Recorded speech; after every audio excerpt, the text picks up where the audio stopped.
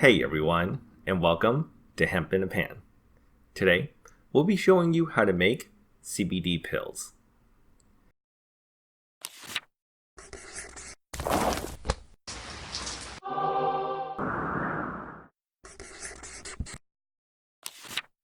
So if you're looking for a great, discreet, and portable way to consume CBD, then you've come to the right place.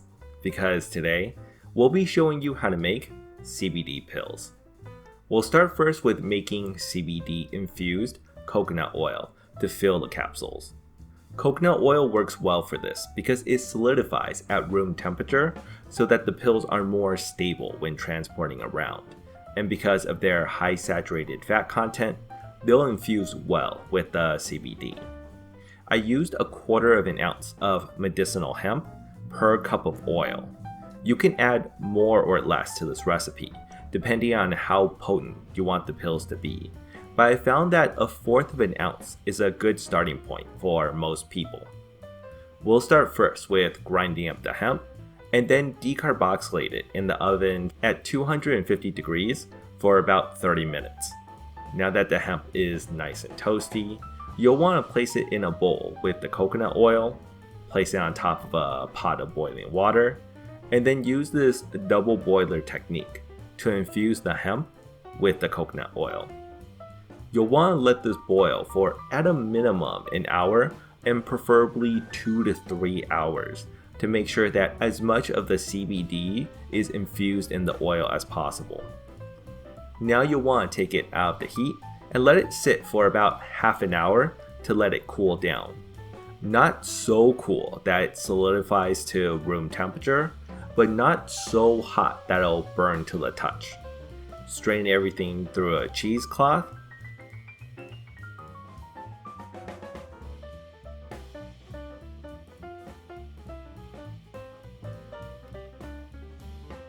Squeeze as much of the oil out as possible, and now we're ready to place them in the capsules.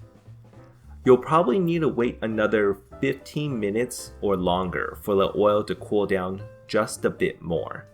The melting point for the gelatin capsules are around 90 to 95 degrees because it has to dissolve at below the human body temperature of 98 degrees.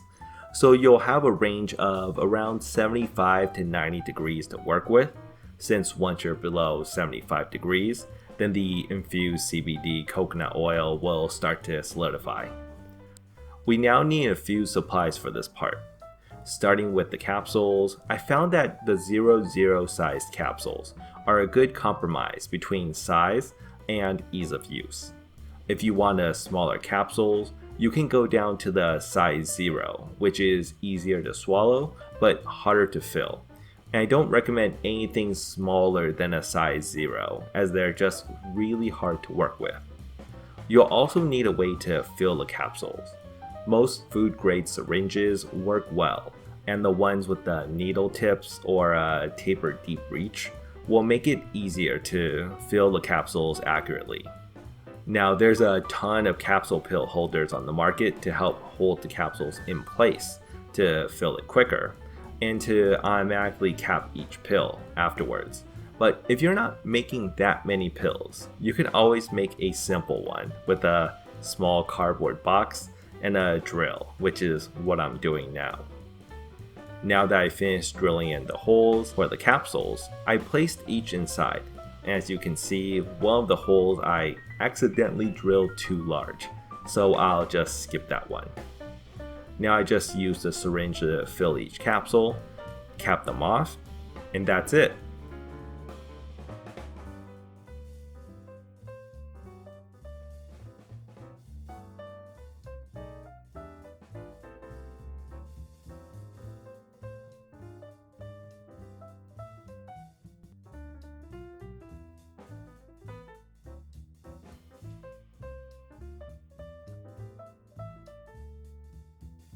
For long-term storage, I definitely recommend keeping them in the fridge, as warmer climates will keep the coconut oil from solidifying.